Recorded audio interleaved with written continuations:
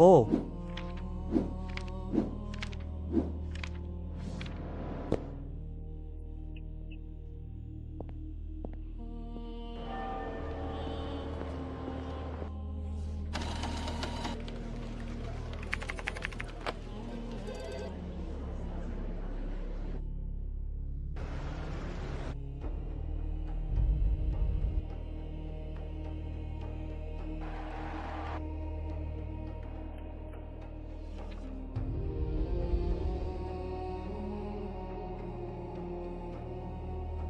en los últimos 133 días, sucedieron 22 cosas en este mundo que necesitas ver en un solo lugar. Cada una de ellas por sí sola parece una sola noticia, pero puestas una al lado de la otra en orden, forman un patrón que la Biblia describió mucho antes de que sucediera cualquiera de ellas. Así que esta noche, voy a mostrarles la cadena, y luego les mostraré lo que está programado para los próximos 2 días.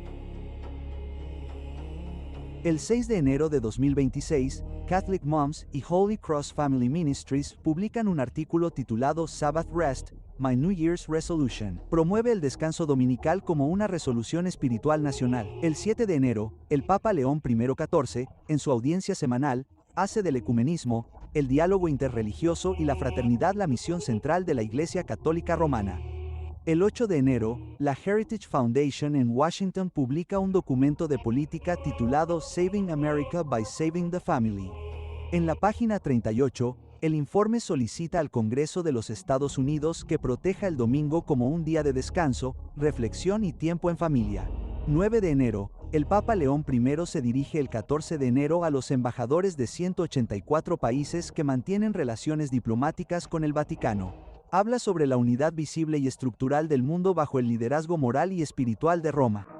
El 12 de enero, en el programa de Greg Gutfeld en Fox News, el invitado Terry Shepard dice en directo en la televisión nacional: "Me gustaría hacer de Estados Unidos una monarquía católica". El mismo día, el presidente de la Conferencia Episcopal de Estados Unidos, el arzobispo Paul Clay, se reúne en privado con el presidente Donald Trump en la Casa Blanca. La reunión está cerrada a la prensa. 14 de enero, la Junta Electoral del Estado de Carolina del Norte bloquea la votación en domingo en el condado de Columbus por motivos religiosos. 16 de febrero, el Parlamento de Montenegro restablece por ley el domingo como Día Nacional de Descanso. Tanto la izquierda como la derecha política encuentran puntos en común en la decisión. Poco después, el presidente de Montenegro, Jakov Mulatović, propone una enmienda constitucional para que el descanso dominical sea permanente. 17 de febrero, la Conferencia Episcopal Católica de Estados Unidos publica su informe anual de 2026 sobre libertad religiosa. 27 de febrero, el académico presbiteriano Stephen Wolf, autor de The Case for Christian Nationalism, anuncia un nuevo estudio en coautoría con 2 pastores presbiterianos y anima a compartirlo con el clero. 17 de marzo, la Comisión de Libertad Religiosa establecida por el presidente Trump celebra una audiencia en Boston. Los testigos sostienen que el gobierno federal debería pagar las costas legales de los demandantes de libertad religiosa que ganen en los tribunales. Una transferencia masiva de influencia hacia las reclamaciones religiosas respaldadas por el Estado. 24 de marzo, el Papa León I XIV da al Jubileo de la Esperanza su tema permanente, y el tema es la humanidad reconciliada. El mismo vocabulario que dará forma a la encíclica que se prepara para firmar.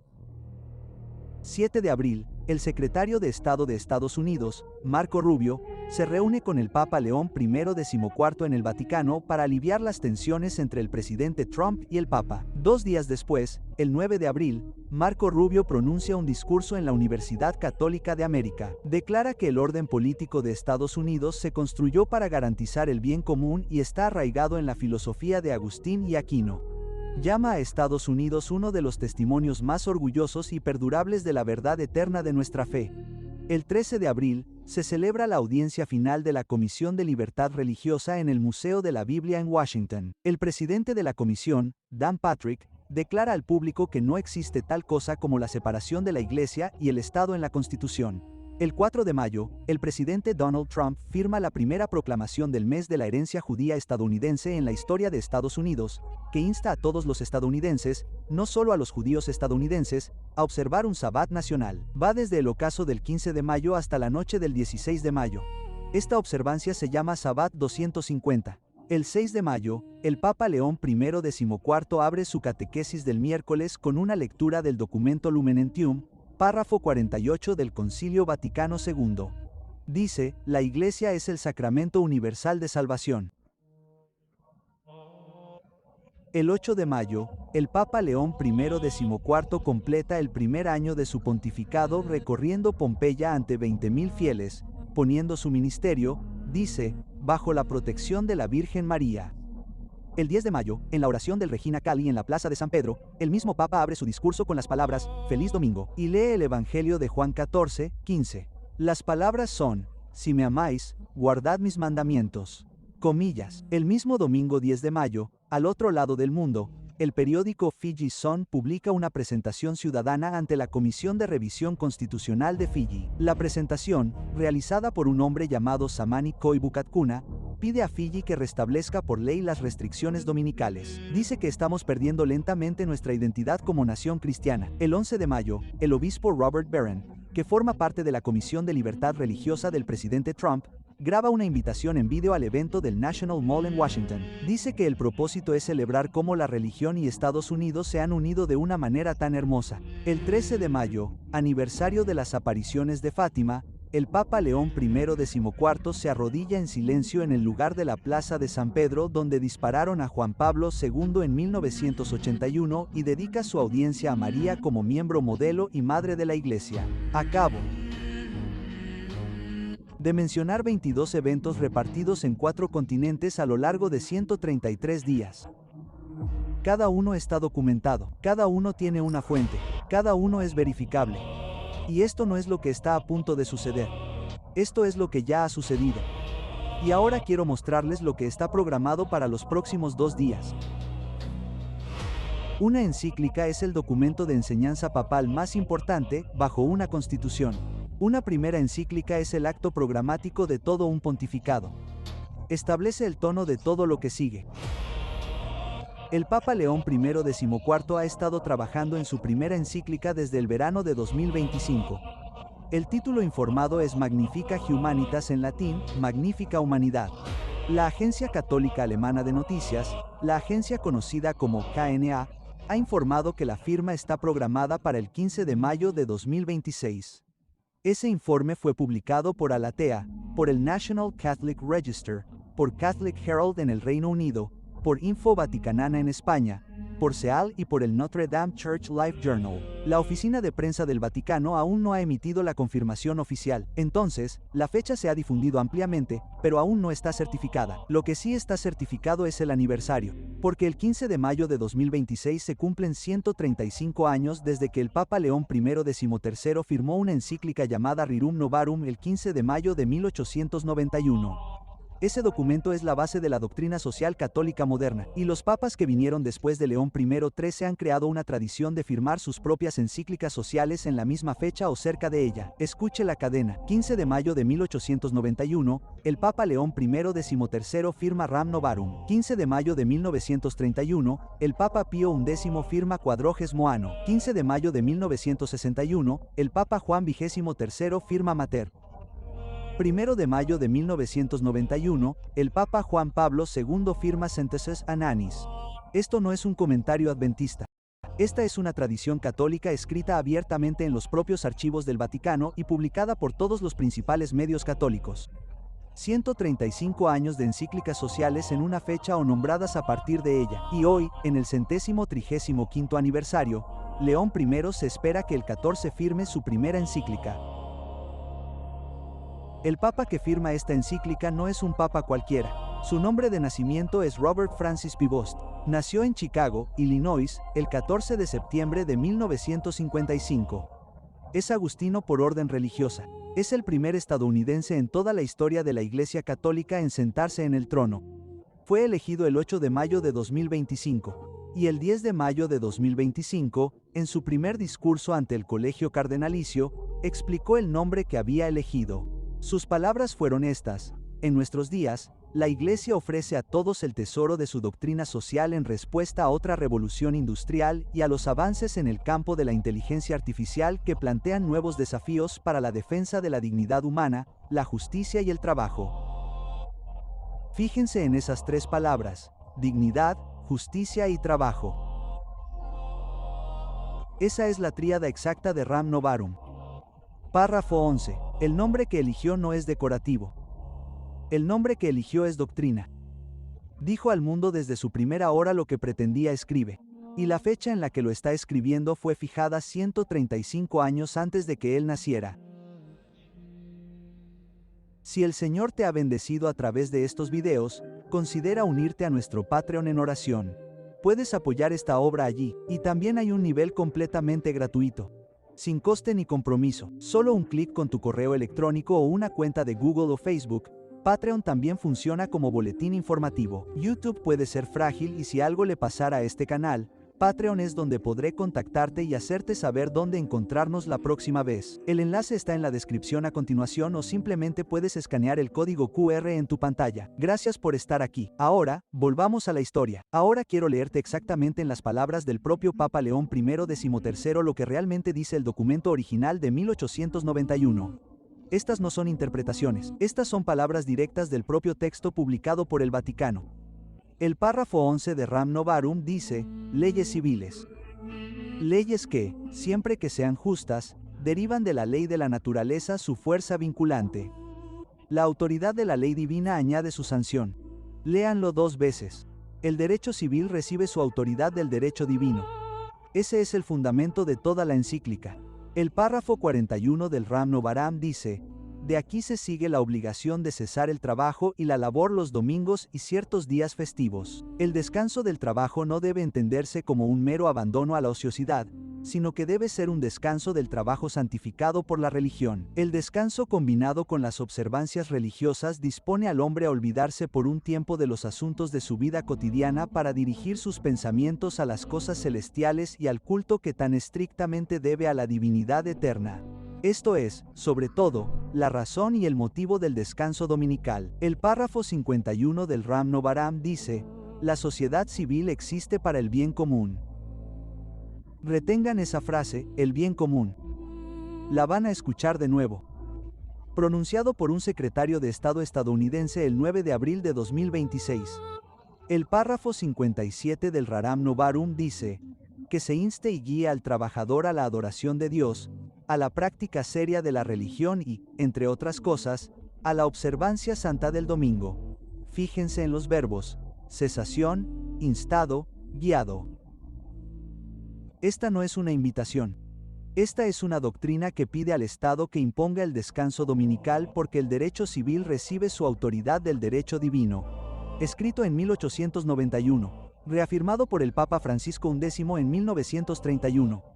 Reafirmado por Juan XXIII en 1961, reafirmado por Juan Pablo II en 1991, codificado por Juan Pablo II en 1998 en la Carta Apostólica Dies Domini que nombraba directamente a León I XIII y afirmaba que el descanso dominical es un derecho de los trabajadores que el Estado debe garantizar, ampliado por el Papa Francisco en 2015 y en la Laudato Si párrafo 237 donde el descanso dominical estaba vinculado a la creación, a los pobres y al cuidado de la tierra. 135 años, 5 encíclicas, una doctrina creciente. Ahora bien, ¿qué dice la nueva encíclica de 2026? El documento aún no es público, así que voy a contaros exactamente lo que ha confirmado el Vaticano, exactamente lo que podemos esperar razonablemente basándonos en el patrón y exactamente lo que todavía no sabemos. Confirmado. La encíclica aborda la inteligencia artificial. El cardenal Víctor Manuel Fernández, prefecto del Vaticano para la doctrina de la fe, lo confirmó públicamente en noviembre de 2025. También confirmó que la encíclica mantendrá como marco operativo Rerum Novarum. El propio Papa lo dijo en su primer discurso ante el Colegio Cardenalicio el 10 de mayo de 2025. Utilizó la tríada exacta, dignidad humana, justicia y trabajo. La misma tríada que León I XIII utilizó en el párrafo 11 del documento de 1891. El título que publicó la agencia de noticias católica alemana KNA Magnifica Humanitas, Humanidad Magnífica, es en sí mismo un remanente del vocabulario católico del siglo XIX. La continuidad no está oculta. Está anunciada. Ahora quiero especular con cautela porque esta es la parte que más importa para lo que estamos viendo. El Papa León I XIV, en ese mismo primer discurso, llamó a la inteligencia artificial otra revolución industrial. Esa frase no es casual. León I XIII escribió Ramnavaram en 1891 específicamente como respuesta a la revolución industrial original, cuando las fábricas se estaban tragando la jornada laboral, el cuerpo del trabajador y la familia del trabajador. Por eso, cuando León I XIV dice que la IA es otra revolución industrial, le está diciendo al mundo exactamente qué tipo de documentos se está preparando para escribir. Rerum Novarum para la era del algoritmo. Y aquí es donde esto se convierte en el núcleo de toda la historia. Piense en lo que la IA le está haciendo a la semana humana.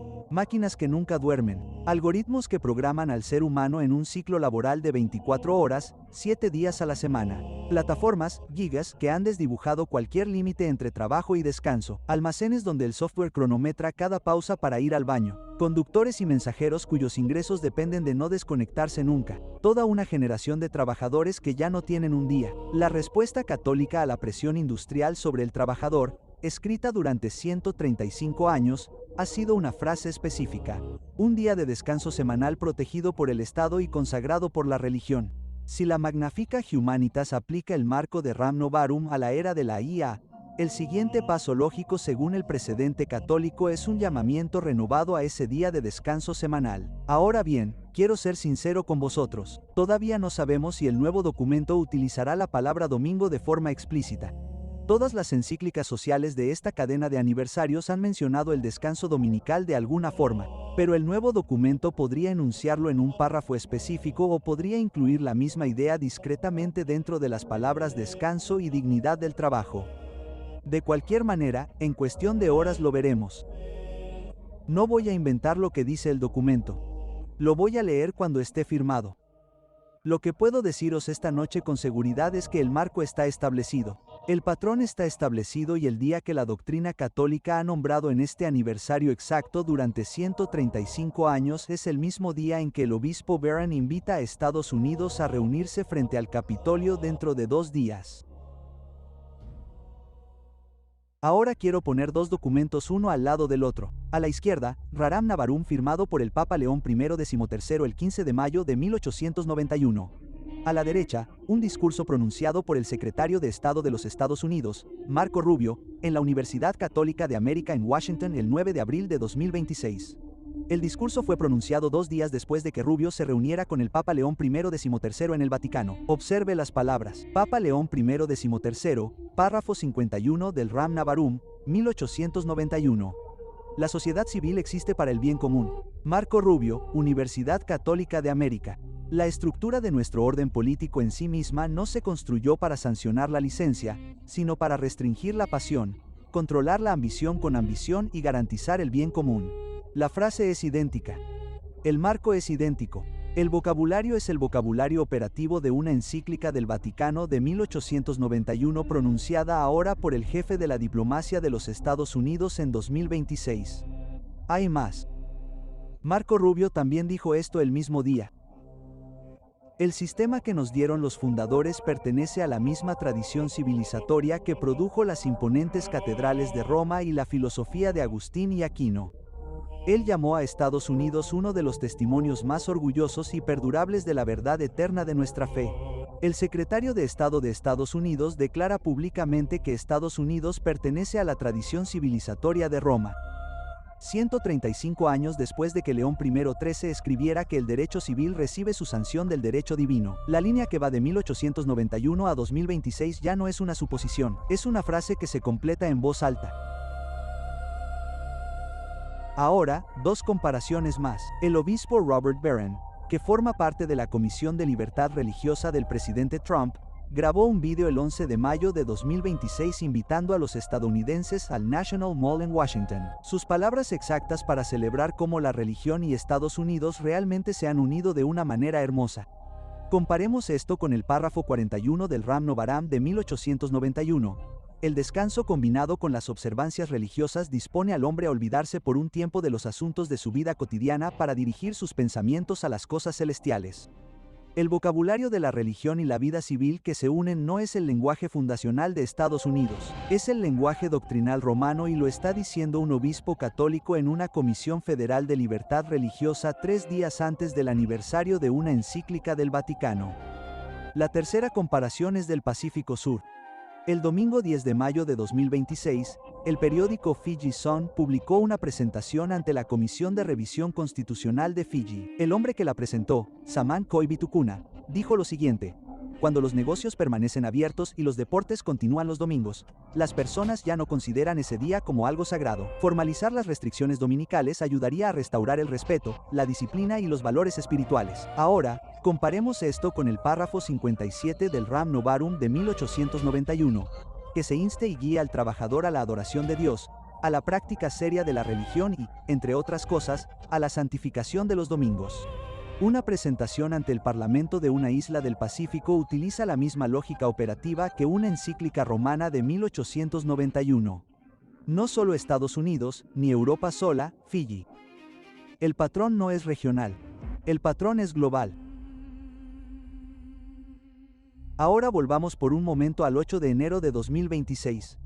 La Heritage Foundation, el instituto de políticas conservadoras más influyente de Estados Unidos, publicó un documento titulado Salvar a Estados Unidos salvando a la familia. Los autores principales son Roger Severino, que se desempeñó como jefe de la Oficina de Derechos Civiles del Departamento de Salud y Servicios Humanos durante el primer gobierno de Trump, y el filósofo Jay Richards. En la página 38, el documento insta al Congreso y a los legisladores estatales a restablecer un día de descanso compartido para los trabajadores estadounidenses y a proteger el domingo como un día de descanso, reflexión y tiempo en familia. El documento defiende esta propuesta citando el caso McGowan contra Maryland de la Corte Suprema de 1961, el fallo que permitió las leyes de cierre en domingo porque se decía que eran una regulación laboral secular, no un establecimiento religioso.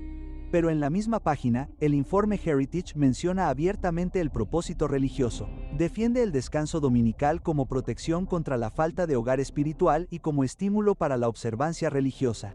La trampa está incorporada en la propia propuesta. La justificación religiosa de la ley es el argumento legal en contra de que la ley sobreviva a la revisión constitucional.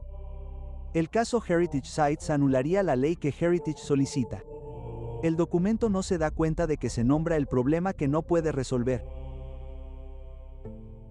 Ahora quiero llevarlos a un documento mucho más antiguo que Ram Novarum, un documento más antiguo que cualquier gobierno que haya debatido alguna vez el domingo, un documento más antiguo que Roma. Génesis 2 en 1-3 dice: fueron, pues, acabados los cielos y la tierra, y todo el ejército de ellos. Y acabó Dios en el día séptimo la obra que hizo. Y reposó el día séptimo de toda la obra que hizo. Y bendijo Dios el día séptimo y lo santificó, porque en él reposó de toda la obra que había hecho en la creación. 3 acciones reposaron: bendito, santificado, antes de que el pecado entrara en el mundo. Antes del Sinaí, antes de que existiera Israel, judíos, gentiles, romanos o estadounidenses, antes de que existiera el Congreso, el Vaticano o el National Mall, Dios apartó el séptimo día para cada ser humano que había creado. El sábado no comenzó con Moisés. El sábado no comenzó en sí. El sábado comenzó en el Edén, con el último acto de la creación. Es más antiguo que cualquier gobierno y es más antiguo que cualquier encíclica escrita en la ciudad de Roma. Cuando Dios mismo escribe los 10 mandamientos en tablas de piedra en el monte Sinaí, no ancla el cuarto mandamiento en Israel. Él lo ancla en la creación. Éxodo 20, 8-11 dice: acuérdate del día de reposo para santificarlo. 6 días trabajarás y harás toda tu obra, pero el séptimo día es reposo para Jehová tu Dios. No hagas en él obra alguna, tú, ni tu hijo, ni tu hija, ni tu siervo, ni tu criada, ni tu bestia, ni el extranjero que está dentro de tus puertas. Porque en 6 días hizo Jehová los cielos y la tierra, el mar, y todas las cosas que en ellos hay, y reposó en el séptimo día. Por tanto, Jehová bendijo el día de reposo y lo santificó. La razón que da Dios no es la liberación de Egipto. La razón que da Dios son los 6 días de la creación. El cuarto mandamiento lleva la propia firma de Dios escrita en la misma semana en que fue hecho el mundo. Escucha la frase con atención: el cielo, la tierra, el mar y todo lo que en ellos hay. Retén esa frase en tu mente. La vas a escuchar de nuevo. Escrito por el apóstol Juan en la isla de Patmos cerca del final del Nuevo Testamento. El vocabulario del cuarto mandamiento es el vocabulario del último llamado de Dios a cada nación en la tierra.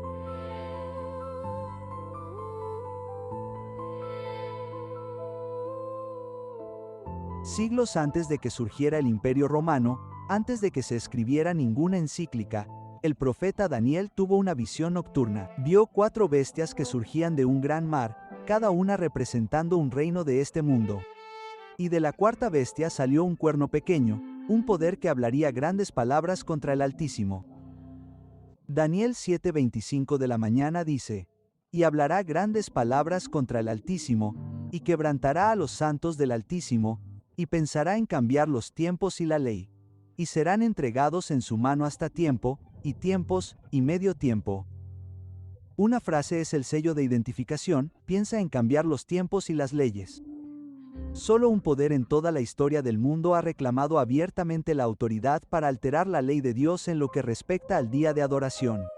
Esa afirmación no es algo que los adventistas inventaron. Esa afirmación está escrita en los catecismos católicos que se remontan al Concilio de Trento.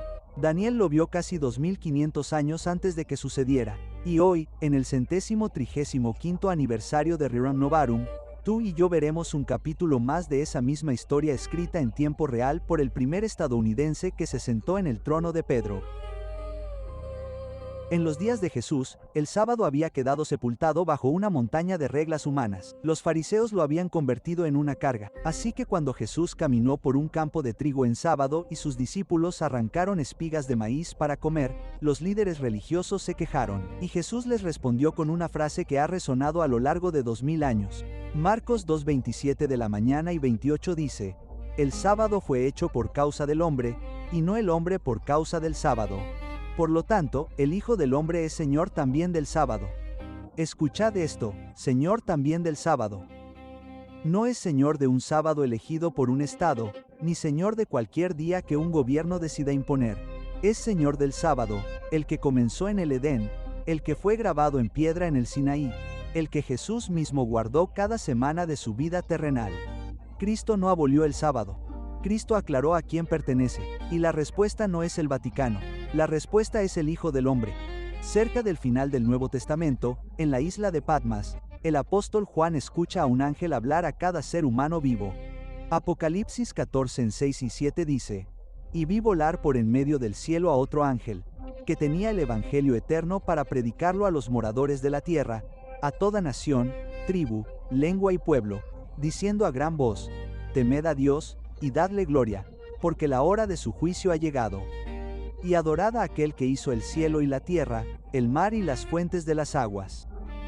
Escuchad esas palabras otra vez: el cielo, la tierra y el mar. Esa es la frase exacta que Dios grabó en piedra en el Sinaí. La frase exacta que Génesis capítulo 2 usó al final de la semana de la creación.